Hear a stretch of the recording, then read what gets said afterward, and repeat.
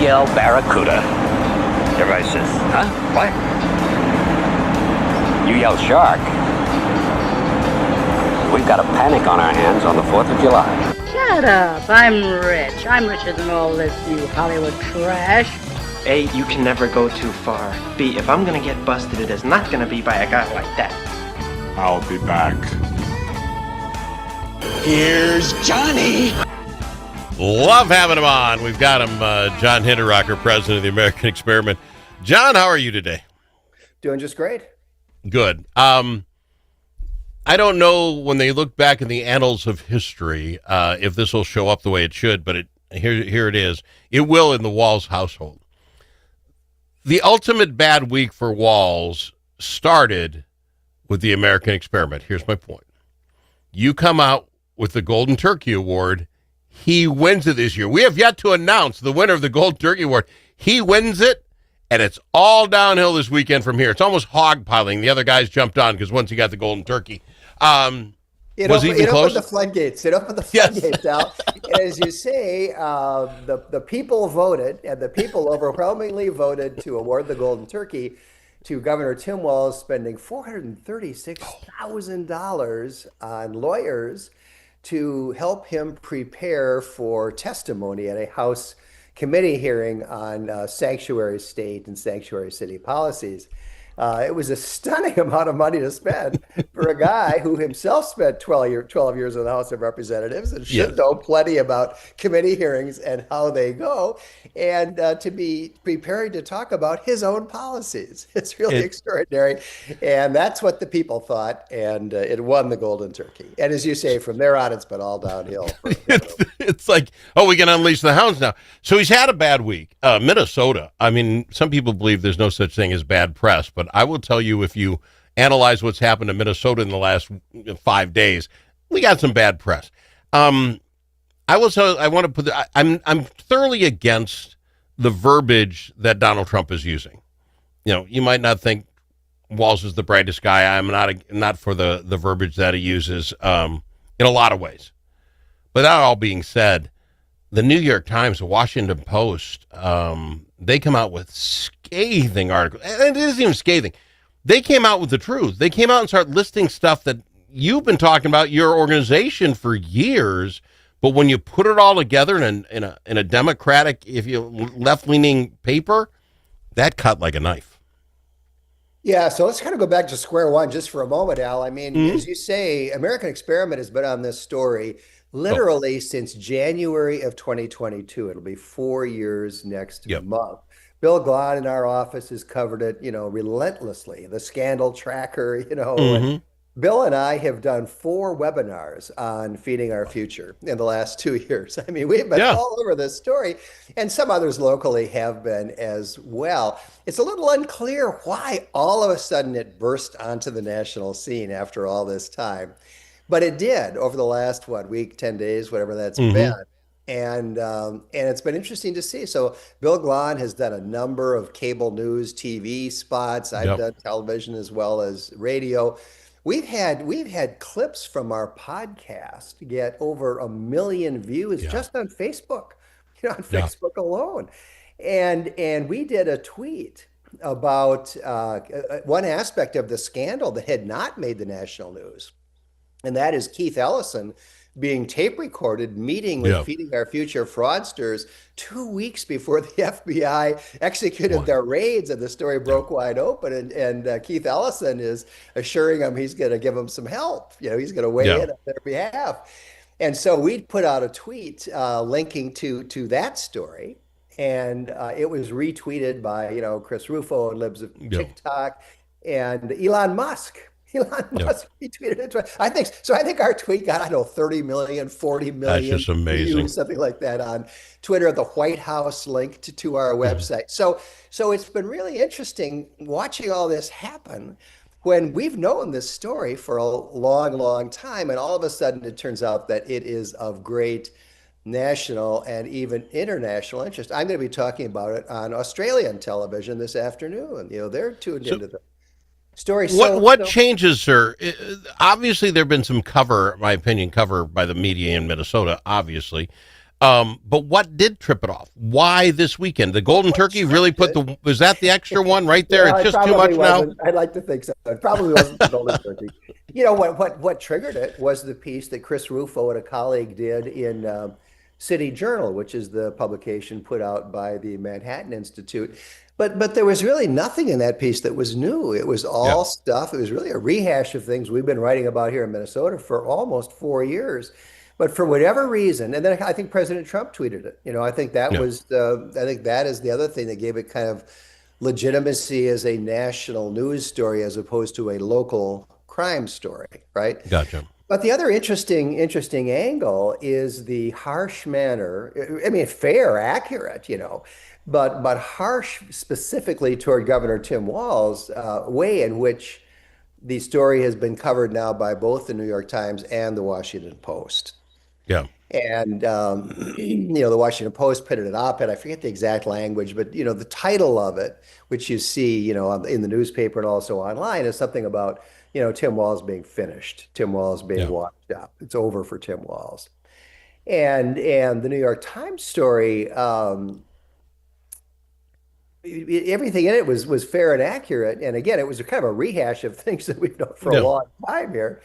But they were unsparing. They laid the scandal at the door of the governor, which is where the buck stops, in a very clear way. And so a lot of people are wondering, Bill Glan is one of the people who are convinced that what's going on here is that at the national level, senior Democrats have decided that Tim Walz should not be their candidate for governor in 2026. Now, why would they be concerned about that? I mean, the national Democrats don't care all that much about who's the governor of Minnesota, but they care a lot about the Senate seat that is being vacated by Tina Smith. And so a lot of people believe that national Democrats in Washington, D.C. have decided that there's a risk that Tim Walz, with all the scandals that have come out, and by the way, these aren't the only scandals. I mean, we can spend a long time talking about other scandals, but there's a belief that Democrats in Washington, D.C. are concerned that if Tim Walz is the nominee, he may drag down the other Democratic candidates, including the nominee for Senate, whoever that turns out to be, and therefore Tim Walz needs to go. All right. It's big. It's a lot. And because I would say this big, every news organization, MSNBC, NBC, or CNN and Fox, this is what they talked about last night. You just kept going around the dial, and that's what they were talking about. But you get very little of it here in Minnesota. The Minnesota Star Tribune has just Trump's using the words garbage. That's their big story today. What I want to ask you about is, with all you've seen, I call it moving chairs in the Titanic, who all's going to get hurt here? You talk about the Senate seat they're worried about.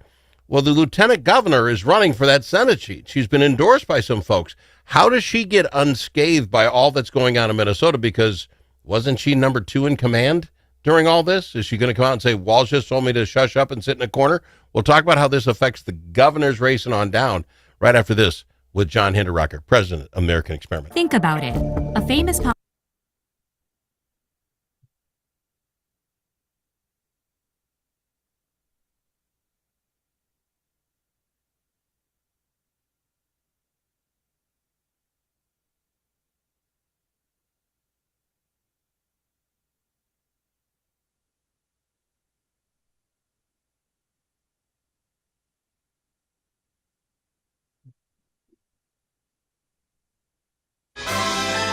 This season, bring the whole family to see Irving Berlin's White Christmas.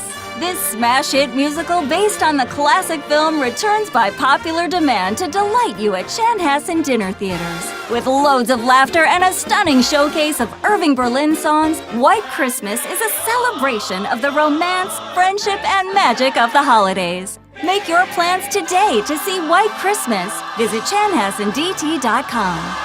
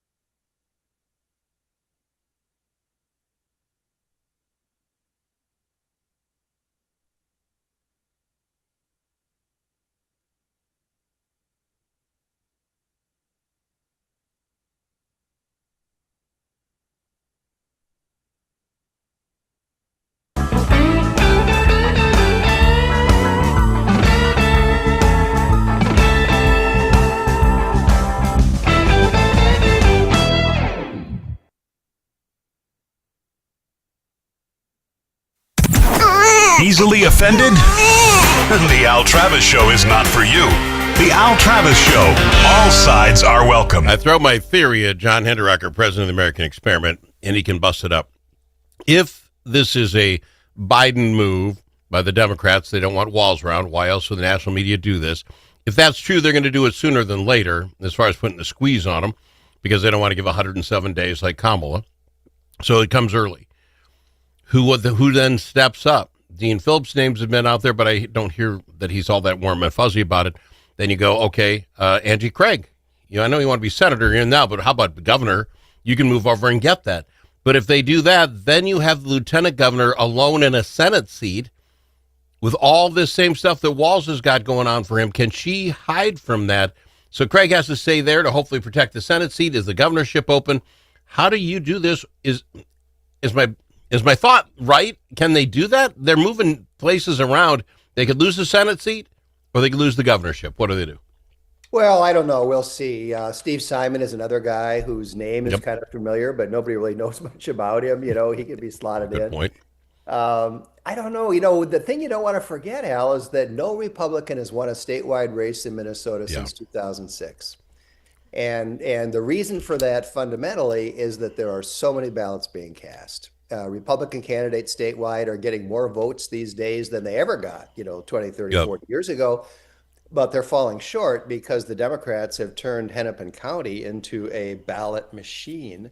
And you wonder how much will that be impacted by the revelations, the scandals, the frauds, the billions of dollars in fraud that Joe Thompson tells us have gone out the window on Tim Walz's watch. I don't know. There'll be some impact certainly among swing voters, however many swing voters are left. But will it really impair the Democrats' ability to crank out those ballots in Hennepin County? I don't know. I guess we'll see. Okay, that's just made me a little depressed. Sir, if you're telling me that with billions of dollars of fraud, and so far no one's been found innocent of it, as I understand. Well, there's one guy that the judge turned over his conviction.